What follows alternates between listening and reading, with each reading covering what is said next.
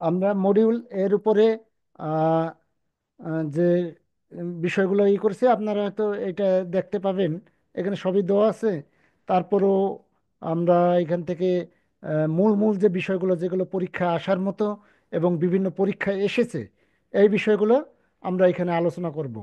আপনাদের কোনো থাকলে হ্যান্ড রেজ করবেন অথবা সেট বক্সে মেসেজ করলে আমি দেখতে পারবো। আহ, আর আমার একটু আছে, আমি জুমে আগে পরে কখনো ক্লাস করাইনি তো, নিজে অনেক ক্লাস করছি। এজন্য হয়তো প্রথম দিন তো আজকে একটু সমস্যা হতে পারে। আপনারা একটু কষ্ট করে দেখবেন, আপনাদের নিকট অনুরোধ, কিছু মনে করবেন না।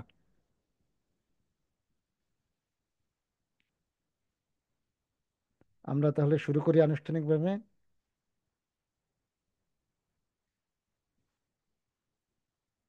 আমাদের প্রথম প্রশ্ন হচ্ছে, ব্যবসায় পরিবেশ কি, ব্যবসায় পরিবেশের উপাদানগুলো আলোচনা করো।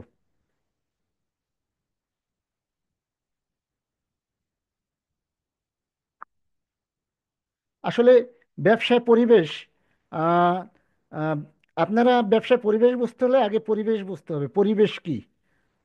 পরিবেশ সাধারণত আমরা কি জানি, যে আমাদের চারপাশে যা কিছু আছে তাই নিয়ে পরিবেশ গঠিত হয়। আমাদের চারপাশে কি কি আছে? আমাদের চারপাশে আহ, বিভিন্ন প্রকার জৈব উপাদান, অজৈব উপাদান, বিল্ডিং, বাড়িঘর, আহ, নদী নালা, গাছপালা ইত্যাদি বিষয় আছে। আহ, তাহলে এগুলো হচ্ছে আমাদের পরিবেশ। এখন হচ্ছে ব্যবসায় পরিবেশ কি। এইটা খুবই সহজ একটা বিষয়। এইখানে যে সংজ্ঞাটা দেওয়া আছে এইটা যদি আপনারা মনে নাও রাখতে পারেন কোনো সমস্যা নাই। নিজের মতো করে শুধু একটু শুনবেন আমাকে, তাহলেই বলতে পারবেন। পরীক্ষায় আসলে লিখতে পারবেন। ব্যবসায় পরিবেশ হচ্ছে সাধারণত যেখানে একটা ব্যবসা প্রতিষ্ঠান গড়ে ওঠে এর পারিপার্শ্বিক যে অবস্থা থাকে তাকেই ব্যবসায় পরিবেশ বলে। অর্থাৎ যে পরিবেশে ব্যবসায় পরিচালিত হয় তাকেই ব্যবসায় পরিবেশ বলে। আমরা কি আবারও আবারও বলি যে ব্যবসায় পরিবেশ হচ্ছে একটি ব্যবসা প্রতিষ্ঠান যেখানে গড়ে ওঠে তার চারপাশের পারিপার্শ্বিক অবস্থা, তাকে ব্যবসায় পরিবেশ বলে। এগুলো কি কি? পারিপার্শ্বিক অবস্থাগুলো কি কি আমরা একটু দেখি। যে আমার বাড়ির পাশে একটা বিজনেস প্রতিষ্ঠান আছে, আমি দেখলাম আমার বাড়ির পাশে একটা নওগাঁ জেলার একটা, আমি অ্যাপেক্সের কথা বলি, অ্যাপেক্সের একটা শোরুম আছে। এই অ্যাপেক্সের শোরুমের চারপাশে যে অবস্থা, এইটাই হচ্ছে ব্যবসায়িক পরিবেশ। চারপাশে কি কি অবস্থা আমরা দেখতে পারি। যে ব্যাংক, অ্যাপেক্সের শোরুমের ওই পাশে বাটার শোরুম আছে, তার মানে বাটার শোরুম, বাটা হচ্ছে আমাদের প্রতিযোগী। আমাদের চারপাশে অনেক মানুষজন আছে, একটি নির্দিষ্ট এলাকায় আমরা ব্যবসাটি পরিচালিত করি। তারপরে আমাদের চারপাশে বিভিন্ন ধরনের আরো অন্যান্য ব্যবসা প্রতিষ্ঠান গড়ে ওঠে। ব্যাংক আছে, বীমা আছে, বিভিন্ন ধরনের মানুষজন আছে, সরকারি বিভিন্ন প্রতিষ্ঠান আছে। এগুলোকে আমরা বলবো ওই অ্যাপেক্সের যে ব্যবসাটা, ওই ব্যবসা পরিবেশের উপাদান। মানে ব্যবসায় আমাদের চারপাশে, অর্থাৎ ব্যবসার চারপাশে যে উপাদানগুলো আছে এগুলো হচ্ছে ব্যবসার পরিবেশের উপাদান। আমরা একটু ফর্মাল ভাবে যদি বলি যে আহ, একটি নির্দিষ্ট এলাকা বা পারিপার্শ্বিক অবস্থার উপর ভিত্তি করে সাধারণত এই ব্যবসায় পরিবেশ গড়ে ওঠে।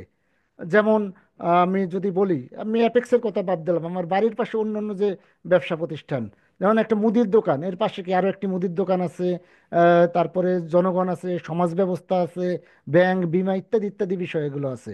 এগুলো হচ্ছে আমার ব্যবসায় পরিবেশ। এই ব্যবসায় পরিবেশকে দুইটি ভাগে ভাগ করা যায়। এই অনেকভাবে ভাগ করা যায়, অনেক বইতে অনেকভাবে ভাগ করেছে, কিন্তু প্রধানত দুইটি ভাগে ভাগ করা যায়। একটি হচ্ছে ব্যষ্টিক পরিবেশ, আর একটি হচ্ছে সামষ্টিক পরিবেশ। তাহলে ব্যষ্টিক পরিবেশ কি? ব্যষ্টিক পরিবেশ হচ্ছে অভ্যন্তরীণ পরিবেশ, আর সামষ্টিক পরিবেশ হচ্ছে বাহ্যিক পরিবেশ। আমরা সহজ ভাষায় যদি ব্যষ্টিক পরিবেশ বুঝতে যাই তাহলে আমাদের বলতে হবে যে যে পরিবেশের উপাদানগুলো ব্যবসার ভিতরে অবস্থান করে বা নিকটে অবস্থান করে এগুলো হচ্ছে ব্যষ্টিক পরিবেশের উপাদান। আর সামষ্টিক পরিবেশ হচ্ছে কি? যে পরিবেশগুলো আমাদের ব্যবসার বাইরে অবস্থান করে, আমরা এগুলোকে নিয়ন্ত্রণ করতে পারি না, দূরে অবস্থান করে, এগুলো হচ্ছে সামষ্টিক পরিবেশের উপাদান। তাহলে ব্যষ্টিক পরিবেশ আমাদের অভ্যন্তরে একটি প্রতিষ্ঠানের ভিতরের অবস্থায় মূলত ব্যষ্টিক পরিবেশ। এই ব্যষ্টিক পরিবেশের উপাদানগুলো কি কি? যেমন একটা ব্যবসা প্রতিষ্ঠানের মালিক থাকে, অবশ্যই মালিক থাকতে হবে। আপনি যে প্রতিষ্ঠানই করতে চান দেখবেন মালিক বা শেয়ার হোল্ডার থাকে, কোম্পানিতে শেয়ার হোল্ডার থাকে। তারপর একটা বোর্ড অফ ডিরেক্টর থাকে, ডিরেক্টরস, পরিচালনা পর্ষদ। তারপরে প্রতিষ্ঠানের ভিতর বিভিন্ন শ্রমিক কর্মী থাকে। তারপরে শ্রমিক কর্মীদের সমন্বয়ে গঠিত শ্রমিক সংঘ থাকে। তারপর প্রতিষ্ঠানের নিজস্ব কালচার থাকে, সংস্কৃতি থাকে। এগুলো হচ্ছে আহ, তারপরে আরও অনেক বিষয় আছে, প্রতিষ্ঠানের বিদ্যমান সুযোগ সুবিধা, প্রতিষ্ঠানের আর্থিক অবস্থা, এগুলো হচ্ছে বেষ্টিক পরিবেশের উপাদান। তাহলে আমরা আরেকবার বলতে পারি কি বেষ্টিক পরিবেশের উপাদানগুলো হচ্ছে কি? বেষ্টিক পরিবেশ কাকে বলে? যে পরিবেশ আমার প্রতিষ্ঠানের ভিতরের পরিবেশকেই মূলত বেষ্টিক পরিবেশ বলে। প্রতিষ্ঠানের নিকটে বা যে পরিবেশের উপাদানকে আমরা নিয়ন্ত্রণ করতে পারি তাকে বেষ্টিক পরিবেশের উপাদান, তাকে বেষ্টিক পরিবেশ বলে। আর এই বেষ্টিক পরিবেশের উপাদানগুলো কি কি? আহ, মালিক, শেয়ার হোল্ডার, পরিচালনা পর্ষদ, শ্রমিক সংঘ, প্রতিষ্ঠানের নিজস্ব সংস্কৃতি, প্রতিষ্ঠানে বিদ্যমান সুযোগ সুবিধা। আর সামষ্টিক পরিবেশের উপাদান কি ভাই? সামষ্টিক পরিবেশ হচ্ছে যেগুলোকে আমরা নিয়ন্ত্রণ করতে পারি না। একবারে সহজ ভাষায় পরীক্ষায় আইছে যে সামষ্টিক পরিবেশ, আমি মনে নাই, সংজ্ঞা মুখস্থ করে গেছি, মনে নাই। তাহলে আমি সহজভাবে কি লিখবো? যে পরিবেশের উপাদানগুলোকে আমরা নিয়ন্ত্রণ করতে পারি না, যে পরিবেশের উপাদানগুলো প্রতিষ্ঠানের বাইরে অবস্থান করে, তাকে সামষ্টিক পরিবেশ বলে। তাহলে এই সামষ্টিক পরিবেশের উপাদানগুলো কি কি? আমরা বলতে পারি যে ক্রেতা ভোক্তা। ক্রেতা ভোক্তা কোথায় থাকে? ক্রেতা ভোক্তা কিন্তু আমার প্রতিষ্ঠানের ভিতরে থাকে না, এটা বাইরে থাকে, দূরে অবস্থান করে। তারপরে প্রতিযোগী। প্রতিযোগী কারা? ওই যে আমি বলছি অ্যাপেক্স, যেটা দেখবেন দেখবেন সেখানে বাটার শোরুম হয়, যেখানে অ্যাপেক্সের শোরুম হয়, যেখানে একটা চালের কল আছে পাশে দেখবেন আরেকটি চালের কল অটোমেটিক তৈরি হয়ে গেছে। আমাদের এই আহ, আশেপাশে যারা আছে যে ব্যবসা প্রতিষ্ঠানগুলো, এগুলো হচ্ছে আমার সমজাতীয় ব্যবসা প্রতিষ্ঠানগুলো। যেমন আমি জুতার ব্যবসায়ী, তাহলে আমার প্রতিযোগী কে? চালের ব্যবসায়ী কিন্তু আমার প্রতিযোগী না, ওই অ্যাপেক্স। আমি যেহেতু অ্যাপেক্সের আমার জুতার প্রতিষ্ঠান, তাহলে বাটা হচ্ছে, বা ওয়াকার, তারপরে আরও কি কি আছে জানি, আরও যে যেগুলো আছে ব্র্যান্ডের যেগুলো আছে, এগুলোই হচ্ছে আমার প্রতিযোগী। তারপর হচ্ছে পণ্য সরবরাহকারী। পণ্য সরবরাহ, এই প্রতিযোগীকে কি আমি নিয়ন্ত্রণ করতে পারি? প্রতিযোগীকে আমি কখনোই নিয়ন্ত্রণ করতে পারি না। হ্যাঁ, মাঝে মাঝে নিয়ন্ত্রণ করতে পারি। কিভাবে? হয়তো মূল্য ছাড় দিয়ে তার ব্যবসাকে প্রভাবিত করতে পারি, কিন্তু নিয়ন্ত্রণ করতে পারি না। ক্রেতা ভোক্তাকে কি আমি নিয়ন্ত্রণ করতে পারি? ক্রেতা তার স্বাধীন মতো পণ্য ক্রয় করবে, তাকে চাপ দিলে কি আমার পণ্য গ্রহণ করবে, আমার প্রোডাক্ট? কখনোই করবে না। তার মানে কি, ক্রেতা ভোক্তাকেও আমি নিয়ন্ত্রণ করতে পারি না, প্রতিযোগীকেও আমি নিয়ন্ত্রণ করতে পারি না। পণ্য সরবরাহকারী। সরবরাহকারী কি? সাপ্লায়ার্স, ইংলিশের টার্মটা হচ্ছে সাপ্লায়ার্স। যিনি প্রতিষ্ঠানে কাঁচামাল সরবরাহ করেন তাকে সাপ্লায়ার্স বলে। এই এদেরকেও আমরা নিয়ন্ত্রণ করতে পারি না। তারপর মধ্যস্থ ব্যবসায়ী। মধ্যস্থ ব্যবসায়ী কি ভাই? মধ্যস্থ ব্যবসায়ী হচ্ছে উৎপাদক এবং ভোক্তার মাঝামাঝি যত ব্যবসায়ী অবস্থান করে তারা হচ্ছে সবাই মধ্যস্থ ব্যবসায়ী। আমি আবারও বলি, উৎপাদক এবং ভোক্তার মাঝে যত ব্যবসা প্রতিষ্ঠান আছে এরা সবাই হচ্ছে মধ্যস্থ ব্যবসায়ী। যেমন উৎপাদক এবং ভোক্তার মাঝে কি আছে? পাইকারি প্রতিষ্ঠান আছে, খুচরা প্রতিষ্ঠান আছে, দালাল আছে, এজেন্ট আছে, সরবরাহকারী আছে, তারপরে পরিবেশক আছে, ডিলার যাকে বলে, বিভিন্ন ধরনের প্রতিষ্ঠান আছে। এগুলো হচ্ছে মধ্যস্থ ব্যবসায়ী। তারপরে ঋণদাতা। আমাদের প্রতিষ্ঠানে ঋণ প্রয়োজন হয় বিভিন্ন আর্থিক প্রতিষ্ঠান থেকে, ব্যাংক থেকে সাধারণত আমরা নিয়ে থাকি। এই আমরা কি এই ব্যাংককে কি নিয়ন্ত্রণ করতে পারি? আমরা কখনোই নিয়ন্ত্রণ করতে, আমরা যদি বলি যে ব্যাংকের রেট 11% সুদের হার আছে, আপনারা ভালো বুঝবেন। আমি একটি যে ব্যবসা প্রতিষ্ঠান, আমি যে যদি বলি ভাই আমার 7% হারে সুদ টাকা দেন, আপনারা কি দেবেন? কখনোই দেবেন না, কারণ আপনাদের একটা নিজস্ব পলিসি আছে, ওই পলিসি অনুযায়ী আপনারা ঋণ প্রদান করেন। তাহলে এগুলোকে কিন্তু আমরা নিয়ন্ত্রণ করতে পারি না। তারপরে বিভিন্ন সরকারি সংস্থা। সরকারি সংস্থা সরকারের বিধি দ্বারা নিয়ন্ত্রিত হয়, সরকারের আইন দ্বারা নিয়ন্ত্রিত হয়। এটা কি অ্যাপেক্স কোম্পানি বা বাটা শোরুমের কথা অনুযায়ী ওরা চলবে? ওরা চলবে না, ওদের সাথে আমাদের কোনো সম্পর্ক নেই। ওদেরকে নিয়ন্ত্রণ করতে পারি না, কিন্তু বরং ওরা আমাদেরকে প্রভাবিত করে। ওরা বলল, সরকার বলল, যে এনবিআর বলল যে আগামী বছর যে ট্যাক্স ব্যবসায়ীদের 30%, যে দেশের এই যে অবস্থা, এতে আরো 10% এক্সট্রা ট্যাক্স দেওয়া লাগবে। বা বিদ্যুতের দাম বাড়াই দিল, গ্যাসের দাম বাড়াই দিল, আমরা কিন্তু এগুলোকে কিছুই করতে পারবো না নিয়ন্ত্রণ। আমরা হয়তো ফেসবুকে প্রতিবাদ করতে পারবো, আমরা দরখাস্ত দিতে পারবো, কিন্তু আলটিমেটলি ওই প্রতিষ্ঠানগুলো যা চাবে তাই হবে, কিন্তু এখানে আমাদের কোনো হাত নাই। তারপরে কৌশলগত মিত্র। এরা আমাদের এই ব্যবসা প্রতিষ্ঠান পরিচালনার সাথে বিভিন্ন কৌশল আলাপ করে বিভিন্ন স্ট্র্যাটেজিক অ্যালাইস আর কি করা হয়, মিত্রতা করা হয়। এ- এদেরকেও আমরা নিয়ন্ত্রণ করতে পারি না। আমি শুধু বলছি আমার প্রতিষ্ঠানের ভিতরে যেগুলো আছে, আমি এগুলো নিয়ন্ত্রণ করতে পারবো। আর এছাড়া আরও আছে বিভিন্ন আর সাধারণ পরিবেশ আছে, যেমন প্রাকৃতিক পরিবেশ, দেশে বন্যা, খরা, দুর্যোগ, এগুলো কি আমরা নিয়ন্ত্রণ করতে পারি? পারি না। অর্থনৈতিক পরিবেশ, আয় সঞ্চয় মূলধন, সামাজিক পরিবেশ, সাংস্কৃতিক পরিবেশ, রাজনৈতিক পরিবেশ, প্রযুক্তিগত পরিবেশ, আইনগত পরিবেশ, এগুলো আমরা কখনোই নিয়ন্ত্রণ করতে পারি না। তাহলে আমরা ব্যবসায় পরিবেশের আহ, মূল দুইটা উপাদান হচ্ছে ব্যষ্টিক পরিবেশ এবং সামষ্টিক পরিবেশ সম্পর্কে হয়তো চেষ্টা করেছি। আপনারা যদি কিছু না বোঝেন, স্লাইডগুলো দেখবেন, অত্যন্ত সহজভাবে লেখা আছে। আমার মনে হয় আপনারা যদি একটু সময় করে প্রতিদিন ব্যাংক থেকে আসার পরে 5-10 মিনিট একটু চোখ বুলান আহ, ঘুমানোর ছলে বা খেলা দেখার সময় বা মুভি দেখানোর সময়, তাহলে এগুলো বুঝতে পারবেন। তাহলে ব্যষ্টিক পরিবেশ ও সামষ্টিক পরিবেশ আমরা আলোচনা করলাম। এই এখন পরের প্রশ্নে যাব। পরের প্রশ্ন হচ্ছে ব্যবসার উপর অভ্যন্তরীণ ও বাহ্যিক পরিবেশের প্রভাব আলোচনা করো।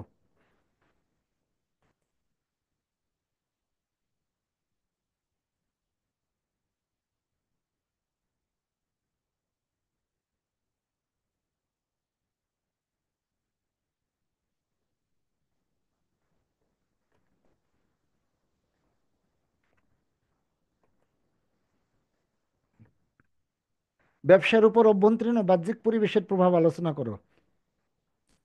দেখেন, ব্যবসার উপর অভ্যন্তরীণ পরিবেশ, ব্যষ্টিক পরিবেশ এবং সামষ্টিক পরিবেশের কিন্তু সরাসরি প্রভাব রয়েছে।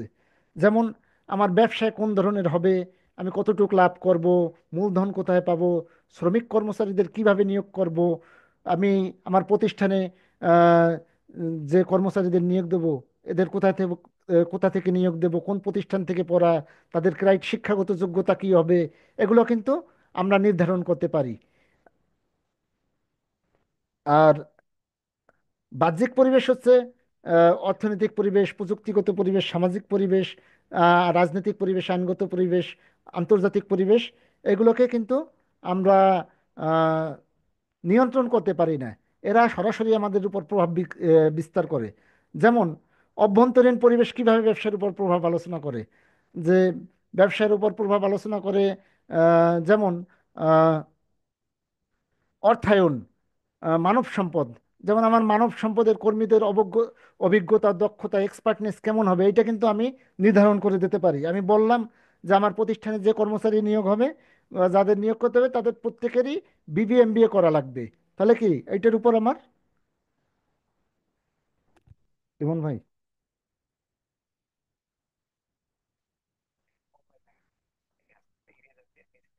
আচ্ছা, এটা কেন হইতেছে বারবার? আচ্ছা আচ্ছা, ওকে ওকে ওকে ওকে। আমাদের এই অভ্যন্তরীণ পরিবেশের উপাদানগুলোকে আমরা সব সময় নিয়ন্ত্রণ করতে পারি, এবং এগুলো আহ, আহ, আমাদের উপর প্রভাব ফেলে, ইতিবাচক প্রভাব ফেলতে পারে, নেতিবাচক প্রভাবও ফেলতে পারে। আর বাহ্যিক পরিবেশের প্রভাব আমি আপনাদের বলি, যেমন আহ, রাশিয়া এবং ইউক্রেনের মধ্যে যুদ্ধ লাগছে। দেখেন, রাশিয়া ইউক্রেন যুদ্ধ হয়েছে আমাদের এখান থেকে হাজার হাজার কিলোমিটার দূরে, কিন্তু এর প্রভাব আমার ব্যবসার উপর এসে পড়ছে। কিভাবে পড়ছে? যে আমাদের যেহেতু আমদানি নির্ভর ব্যবসা, অর্থনীতি, এর ফলে কি আমাদের ডলারের দাম বেড়ে গেছে, জিনিসপত্রের দাম বেড়ে গেছে, চালের দাম বেড়ে গেছে। তাহলে কি বাহ্যিক পরিবেশ আমার ব্যবসাকে প্রভাবিত করে। তারপরে আরো অন্যান্য যে বিষয়গুলো আছে, আন্তর্জাতিক পরিবেশ, আইনগত পরিবেশ, এগুলো সরাসরি আমার ব্যবসাকে আহ, আম, প্রভাবিত করে। রাজনৈতিক পরিবেশটা যেমন আমি বলি, সরকারের নীতিমালা, আইন, নিয়ন্ত্রণ, কর, ব্যবসায় পরিচালনা, এগুলো কি আমাদেরকে প্রভাবিত করে। যেমন সরকার রাজনৈতিকভাবে সিদ্ধান্ত নিল, বা যে কোনো রাজনৈতিক অবস্থা, যেমন এই যে যে বর্তমান কিছুদিন আগে 5 আগস্টের পরে আমরা দেখতে পেলাম যে বিভিন্ন ধরনের হচ্ছে, ভাঙচুর হচ্ছে, অগ্নিসংযোগ হচ্ছে। এগুলো হলে কি হয়? আমার ব্যবসার উপর সরাসরি নেগেটিভ ইফেক্ট পড়ে। যেমন আমার আহ, ক্রয় বিক্রয় কমে যায়, আমরা মালামাল ঠিকমতো সরবরাহ করতে পারি না, কাস্টমারের সংখ্যা কমে যায়। এর কারণে কি আমার কম লাভবান হই। বিভিন্ন বিষয় এখানে নির্ভর করে। যেমন প্রাকৃতিক দুর্যোগ হলে কি হয়? প্রাকৃতিক দুর্যোগ হলে আমাদের যে আহ, আহ, সম্পদ, এগুলো বিনষ্ট হয়। যেমন আমার জাহাজে করে পণ্য যাচ্ছিল, ওই পণ্য সমুদ্রের ঢেউ বা বন্যার কারণে, সাইক্লোনের কারণে জাহাজটি ডুবে গেছে, তা কি আমাদেরকে, এর ফলে কি হয়, আমরা লোকসানে পতিত হই, আমাদের প্রফিট কম হয়, এগুলো কি সরাসরি আমার ব্যবসাকে প্রভাবিত করে। আমাদের পরের প্রশ্ন, অভ্যন্তরীণ ও বাহ্যিক পরিবেশের মধ্যে পার্থক্য আলোচনা করো। এটা খুবই সহজ, আপনারা যদি প্রথমটুকু একটু মনোযোগ দিয়ে দিয়ে শুনে থাকেন, যে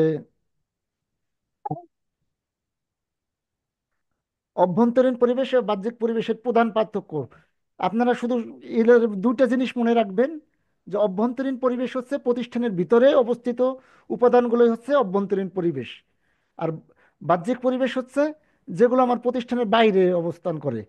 যেমন ওই যে আমি বললাম কাস্টমার, তারপরে জলবায়ু, আবহাওয়া, তারপরে প্রতিযোগী, এগুলো হচ্ছে বাইরে অবস্থান করে। আর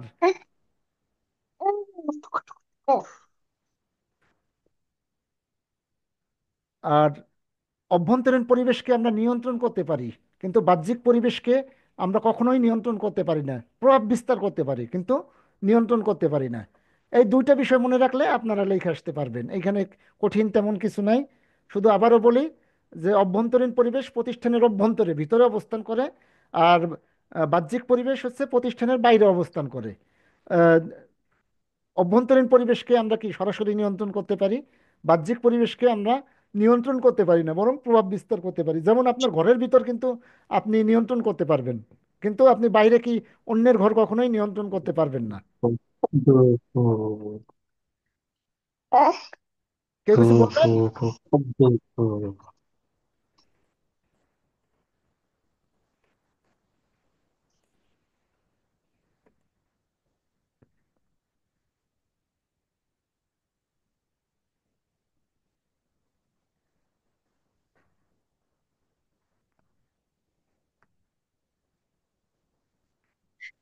হ্যাঁ, আমরা পরের প্রশ্নে যাব। আনুষ্ঠানিক সংগঠন ও অনানুষ্ঠানিক সংগঠনের পার্থক্য আলোচনা করো। আনুষ্ঠানিক সংগঠন ও অনানুষ্ঠানিক সংগঠন, এটা হচ্ছে ফর্মাল অর্গানাইজেশন এবং ইনফর্মাল অর্গানাইজেশন। দেখেন, আনুষ্ঠানিক সংগঠন কি, এই সংজ্ঞা মনে করেন কি, এইগুলো পইরা যদি না বোঝেন, মুখস্থ করে পরীক্ষার হলে লেখা অনেক টাফ হয়ে যাবে। আমরা সহজভাবে বুঝি, আনুষ্ঠানিক সংগঠন সংগঠন হচ্ছে একটি ফর্মাল সংগঠন, যেমন যেগুলো নিয়ম নীতি, আইন কানুন ইত্যাদির মাধ্যমে গড়ে ওঠে, এটা হচ্ছে আনুষ্ঠানিক সংগঠন। যেমন আপনার আহ, গ্রামীণ ব্যাংক, সোনালী ব্যাংক, জনতা ব্যাংক, এগুলো কিন্তু আনুষ্ঠানিক সংগঠন। মমতা, যেমন নিয়ে যাও মা, আমি ক্লাসটা করে নি।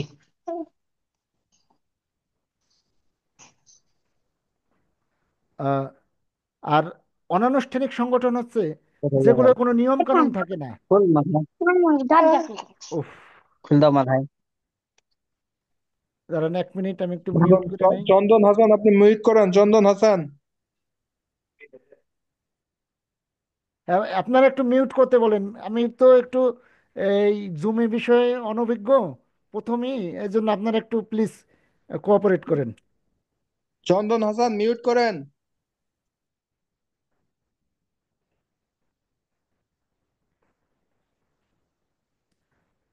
অনানুষ্ঠানিক সংগঠন হচ্ছে যে সংগঠনে কোনো নীতিমালা নাই, নিয়ম নীতির বাইরে যে সংগঠন গড়ে ওঠে, এটা হচ্ছে অনানুষ্ঠানিক সংগঠন। আমি আবারও বলি, আনুষ্ঠানিক সংগঠন হচ্ছে আইন কানুন নিয়ম নীতির মাধ্যমে যে সংগঠন প্রতিষ্ঠিত হয়, এগুলো হচ্ছে আনুষ্ঠানিক সংগঠন। আর অনানুষ্ঠানিক সংগঠন যেখানে কোনো আইন কানুন নাই, নিয়ম কানুন নাই, আপনি ব্যক্তিগত পর্যায়ে আপনি আপনার বন্ধু 5 জন মিলে একটা কিছু করলেন, এটা হচ্ছে অনানুষ্ঠানিক সংগঠন। কিন্তু আনুষ্ঠানিক সংগঠন কি, এখানে আইনের বিষয় আছে, নিয়ম কানুনের বিষয় আছে। যেমন সোনালী ব্যাংক, জনতা ব্যাংক, অগ্রণী ব্যাংক, স্কয়ার কোম্পানি, এগুলো কি নিয়ম নীতি দ্বারা পরিচালিত হয়। বা এই যে বাংলাদেশ জীবন বীমা, এগুলো কি সবই আনুষ্ঠানিক সংগঠন। অনানুষ্ঠানিক সংগঠন কোনগুলো, যে আপনার 5 বন্ধু মিলে ফেসবুকে একটা গ্রুপ খুললেন, বা আপনার একটা কিছু করলেন, কোনো নিয়ম কানুন নাই এখানে, এটা হচ্ছে অনানুষ্ঠানিক সংগঠন। আনুষ্ঠানিক সংগঠনে কিছু লক্ষ্যমাত্রা থাকে স্পেসিফিক, যেমন আপনার ব্যাংকের কিছু লক্ষ্যমাত্রা আছে, কিন্তু অনানুষ্ঠানিক সংগঠনে কোনো লক্ষ্যমাত্রা নেই। তাহলে একটা বিষয় শুধু মনে রাখতে হবে, যেমন এই যে সরকারি প্রতিষ্ঠান, বেসরকারি প্রতিষ্ঠান, এগুলো সবই হচ্ছে আনুষ্ঠানিক সংগঠন। আর বন্ধুদের দল, ক্লাব ইত্যাদি ইত্যাদি হচ্ছে অনানুষ্ঠানিক সংগঠন। আর একটু সহজভাবে বলি, আমরা বলতে পারি যে অনানুষ্ঠানিকের একটা নির্দিষ্ট লক্ষ্য থাকে, অনানুষ্ঠানিক সংগঠনের কোনো লক্ষ্য থাকে না। এর নীতিমালা কি বলছে, লিখিত নিয়ম কানুন থাকে। এর কোনো মৌখিক কিছু থাকতে পারে, নাও থাকতে পারে। এর কাঠামো পরিষ্কার, স্পষ্ট স্পষ্ট, এগুলো পড়লেই বুঝবেন। আহ, আনুষ্ঠানিক প্রতিষ্ঠান কোনগুলো? আহ, এগুলো অনানুষ্ঠানিক সংস্থা। এই যে আমি যেমন বলি অনানুষ্ঠানিক সংস্থা, ওই যে প্রতিদিন আপনারা যে আড্ডা দেন, তারপর যোগাযোগ করেন, হোয়াটসঅ্যাপে একটা গ্রুপ খুললেন, কিন্তু গ্রুপে যদি হোয়াটসঅ্যাপে গ্রুপ খুললেন, কিন্তু এখানে যদি নীতিমালা তৈরি করে দেন যে এই বয়সের লোক সদস্য হইতে পারবে, ব্যাংকারের বাইরে কেউ সদস্য হইতে পারবে না, আহ, তারপরে এই বিষয় পোস্ট করা যাবে, নিয়ম কানুন আরোপ করলে কিন্তু ওইটা আনুষ্ঠানিকতায় চলে যাবে। বোঝা গেছে? আশা করি আপনারা বুঝতে পারছেন। আমি আপনাদের প্রশ্ন পরে নেব, আপনারা প্লিজ যদি কোনো বিষয় জিজ্ঞাসা থাকে একটু নোট করে রাখবেন।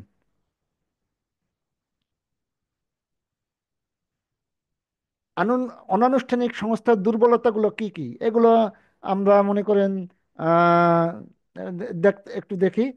যে অনানুষ্ঠানিক সংগঠনে মনে করেন কোনো স্পষ্ট দিক নির্দেশনা থাকে না, কোনো লক্ষ্য থাকে না, কোনো টার্গেট থাকে না। আমরা জাস্ট কি মনের অবচেতন মনে বা মনের ভালো লাগা থেকে এগুলো সাধারণত করে থাকি। এখানে আমরা মনে করেন যে নিয়ম নীতির কোনো কিছু রুলস রেগুলেশন স্ট্রিক্টলি দেখতে পাই না, ইত্যাদি ইত্যাদি।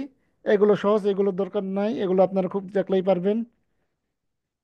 একটি অনানুষ্ঠানিক প্রতিষ্ঠান কিভাবে একটি প্রতিষ্ঠানকে অনুকূল এবং প্রতিকূলভাবে প্রভাবিত করে, দেখেন।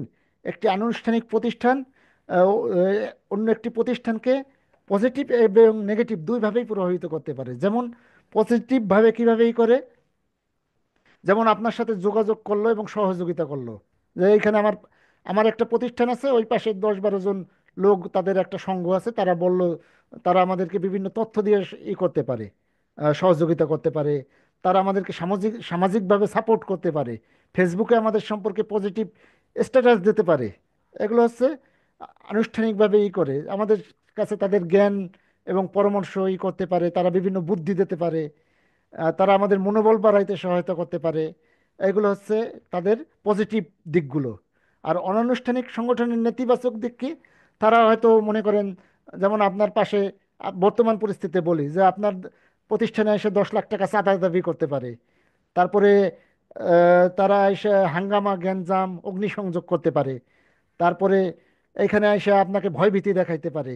এগুলো আপনার কি নেগেটিভ ইফেক্ট তৈরি করতে পারে। তাহলে অনানুষ্ঠানিক সংগঠনের পজিটিভ এবং নেগেটিভ ইম্প্যাক্টগুলো দেখলাম আমরা। এরপরে এলো দেখব সাংগঠনিক সাংগঠনিক জলবায়ু।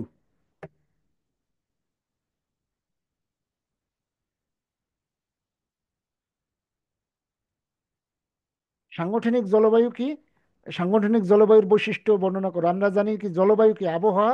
এবং জলবায়ু আমরা ছোটবেলায় পড়েছি, আবহাওয়া হচ্ছে প্রতিদিনের তাপমাত্রা, চাপ ইত্যাদি ইত্যাদি ইত্যাদি ইত্যাদি অবস্থা। আর জলবায়ু হচ্ছে একটি আহ, অঞ্চল বা দেশের একটি নির্দিষ্ট সময় 20-30 বছরের যে অবস্থা বিরাজ করে, এর সমষ্টিকে জলবায়ু আহ, জলবায়ু বলা হয়। তাহলে সাংগঠনিক জলবায়ু কি? সাংগঠনিক মানে কি, সংগঠন থেকে আসছে সাংগঠনিক শব্দটি। সাংগঠনিক জলবায়ু হচ্ছে আহ, একটি প্রতিষ্ঠানের ভিতরে আপনার আহ, অনুভূতি কি, ধারণা কি, মনোভাব কি, আচরণের সমষ্টি, প্রতিষ্ঠানের নীতিমালা, কাঠামো, তারপরে তাদের আচার আচরণ, ধ্যান ধারণা, এগুলো হচ্ছে আহ, সাংগঠনিক জলবায়ুর আহ, সংজ্ঞা।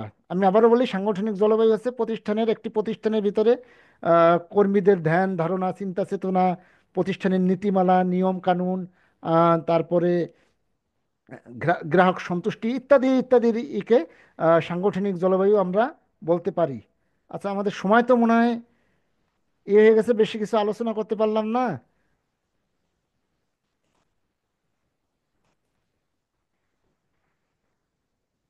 লিমন ভাই কি শুনতে পাচ্ছেন?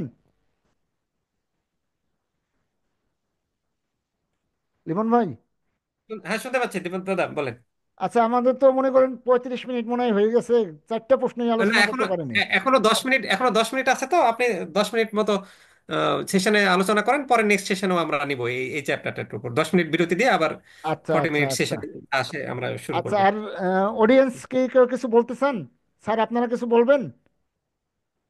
স্যার বা ভাই ব্রাদার যাই বলি, আপনারা কিছু বলবেন? আপনারা গুরুত্বপূর্ণ স্যার পদে বলার আছেন। দরকার নেই, ভাই ব্রাদার আর কি, হ্যাঁ সমস্যা নেই হ্যাঁ নিন। হ্যাঁ। কেউ কারো কোনো প্রশ্ন থাকলে বলতে পারেন আমাদের।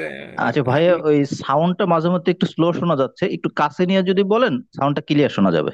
এমনি সমস্যা হচ্ছে না, আচ্ছা, আমরা ওই ভালো যে বুঝতে এটা পারছি। কি, আমি ডেস্কটপে ক্লাস নিচ্ছি তো, আচ্ছা আর আচ্ছা, আমার ওই এই কারণে হতে বিষয়ে পারে। একটু অভিজ্ঞতা কম।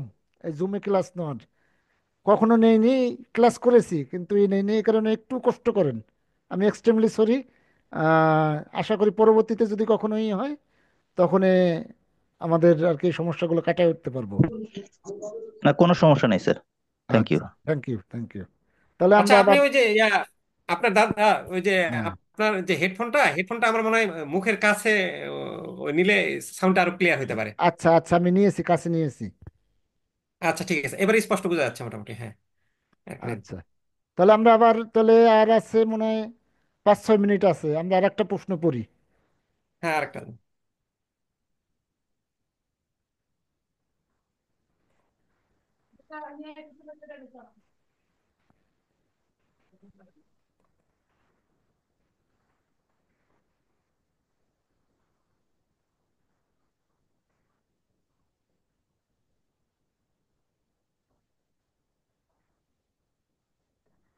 আমরা এখানে ছিলাম। তাহলে সাংগঠনিক জলবায়ু হচ্ছে, আমি আবারও বলি, সাংগঠনিক জলবায়ু হচ্ছে একটি সংগঠনের ভিতরের দীর্ঘদিনের অবস্থা। যেমন একটি সংগঠনের ভিতরে আপনার প্রতিষ্ঠানের দীর্ঘদিন যে অবস্থা বিরাজ করছে, ওই প্রতিষ্ঠান সম্পর্কে বিদ্যমান কর্মচারীরা কি বলে, কাস্টমাররা কি বলে, তারপরে ওই প্রতিষ্ঠানের নীতিমালা কি, নেতৃত্ব কি, সংস্কৃতি কি, তারা কিসে বিশ্বাস করে, কি তাদের ধ্যান ধারণা, তাদের টার্গেট কি, এই বিষয়গুলোকে মূলত সাংগঠনিক জলবায়ু বলে। এই সাংগঠনিক জলবায়ুর কিছু বৈশিষ্ট্য আছে: অনুভূতি, ধারণা, মনোভাবে যেগুলো বললাম, আচরণ, আহ, কর্মীদের কর্মক্ষমতা, কর্মীদের ধরে রাখা, নতুন কর্মী আকর্ষণ, নিয়ন্ত্রণমূলক উদ্ভাবনী যোগাযোগ, নেতৃত্বের শৈলী, সাপোর্ট সিস্টেম, কাজের দ্বন্দ্ব নিরসন প্রক্রিয়া। তাহলে সংজ্ঞা থেকে আমরা তো মূলত বুঝতে পারছি যে একটি আহ, সাংগঠনিক জলবায়ুর বৈশিষ্ট্যগুলো কি হবে। ওই যে আমরা সংজ্ঞায় বলেছি, প্রতিষ্ঠানের বিদ্যমান অনুভূতি, ধারণা, মনোভাব, শ্রমিক কর্মচারীদের মনোভাব কি, কাস্টমারদের মনোভাব কি, প্রতিযোগীদের মনোভাব কি, প্রতিষ্ঠানের নীতিমালা কি জটিল, প্রতিষ্ঠানের নেতৃত্ব ধরন কেমন, এটা কি স্বৈরতান্ত্রিক নাকি গণতান্ত্রিক, তারপরে কর্পোরেট কালচার কি, ইত্যাদি ইত্যাদি বিষয়গুলো।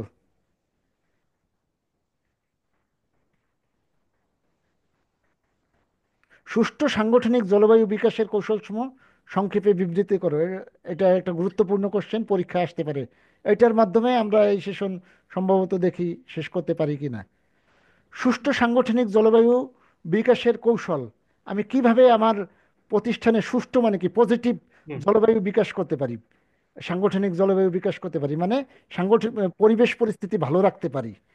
তাহলে সুষ্ঠু সাংগঠনিক জলবায়ু, এই জলবায়ু কিন্তু আবার পরীক্ষা আসলে আপনারা আবহাওয়া জলবায়ু এটা লেখলে কিন্তু হবে না। প্রতিষ্ঠান কেন্দ্রিক চিন্তা করে বলতে হবে যে প্রতিষ্ঠানের দীর্ঘদিনের কি অবস্থা। এটা সুষ্ঠু ইফেক্টিভ করতে হলে আমার কি কি করতে হবে। তাহলে আমরা কি কি করতে পারি? আমরা করতে পারি কি, কার্যকর যোগাযোগ ব্যবস্থা, আমার প্রতিষ্ঠানের উপর থেকে নিচ পর্যন্ত যত কর্মকর্তা কর্মচারী আছে, তাদের ভিতর যদি যোগাযোগ ব্যবস্থা ভালো থাকে, তাদের ভিতর যদি বিভিন্ন তথ্যের আদান প্রদান হয়, তাহলে একটি সুষ্ঠু সাংগঠনিক জলবায়ু বিকাশ করা সম্ভব। কর্মীদের অংশগ্রহণ, আমি বস, আমি মনে করেন কোনো কাজ করতেছি এককভাবে, কর্মীদের অংশগ্রহণ নাই।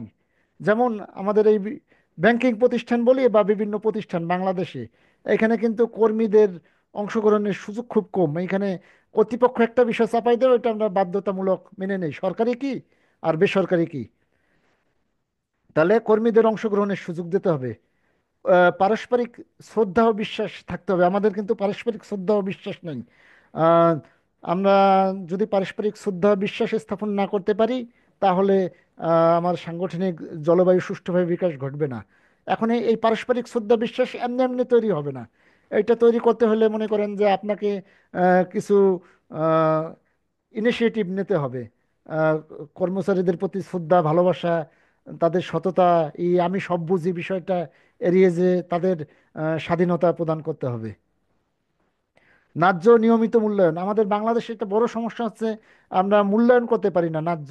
মনে করেন যে ফাঁকি দেয় তাকেও যে মূল্যায়ন করি, প্রমোশন হয় সবার একসাথে।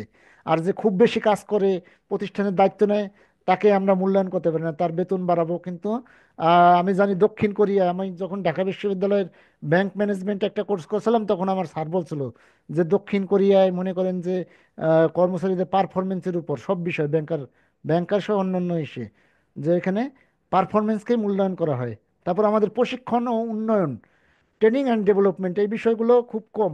আমাদের দুই একটা ট্রেনিং হয়তো চাকরি জীবনে পাই, বাধ্যতামূলক যাইতে হয়, যাই। এছাড়া কিন্তু যে মনে করেন যে বর্তমান যুগে চ্যাট জিপিটি, আর্টিফিশিয়াল ইন্টেলিজেন্স, এই বিষয়গুলো উন্মেষ উন্মেষ ঘটেছে, এগুলোর প্রভাব ব্যাপক। আমাদের প্রতিষ্ঠান কি কখনো চিন্তা করেছে যে আমাদের কর্মচারীদের ট্রেনিং অ্যান্ড ডেভেলপমেন্ট দিতে হবে? হয়তো দেয় দায় সারা কিছু, পুরস্কার ও স্বীকৃতি। আহ, আমাদের কর্মচারীদের যারা আছে তাদের ভালো কাজের পুরস্কার ও স্বীকৃতি দেওয়া খুবই জরুরি। এগুলো আমরা দেই না। বাংলাদেশের এই যে সামগ্রিকভাবে এই অবস্থার জন্য কিন্তু এই পুরস্কার ও স্বীকৃতির অভাব। যেমন আমি শিক্ষা ক্যাডারে আছি, 10 বছর হয়ে গেলেও প্রমোশন হয় না, ভালো কাজ করলেও কোনো হয় না। সুস্থ কর্মপরিবেশ, আপনাদের ব্যাংকের, বেসরকারি ব্যাংকে আমি যখন যাই তখন দেখি যে কর্মপরিবেশটা ভালো, কিন্তু আমি সরকারি ব্যাংকে যাই দেখি যে একজন ব্যাংকারকে 100 কাজ করতে হয়। একজন এসে মনে করেন, কাস্টমার এসে একজন আসছে গ্রাম থেকে, আমাদের এক কোনো বৃদ্ধ বাবা মা পড়ালেখা জানে না, আপনারা এসে বললো, মানে আপনি টাকা গুনতেছেন, আপনাকে বললো যে ভাই কলমটা দেন স্যার, কলমটা দেন। তখন কিন্তু কর্মপরিবেশের কারণে কিন্তু আমরা ঠিকমতো কাজ করতে পারি না। তাহলে সুষ্ঠু সাংগঠনিক জলবায়ু বিকাশের জন্য সুস্থ কর্মপরিবেশ অত্যন্ত আবশ্যক। কর্মজীবনের ভারসাম্য, নেতৃত্বের ভূমিকা, আমাদেরকে ঊর্ধ্বতন যারা আছে তারা আমাদেরকে কিন্তু দাস মনে করে, আমাদেরকে কিন্তু তাদের পার্টনার খুব কম সময় মনে করে। তারা জোর করে চাপাই দেয়, ওই কাজ আমাদের করতে হয়। কিন্তু তারা আমাদের নেতৃত্বে আমরা কি বুঝি, প্রতিষ্ঠান সম্পর্কে আমাদের কি ধারণা, কি কি করলে ভালো হবে, এই মতামতগুলো কিন্তু নিতে চায় না।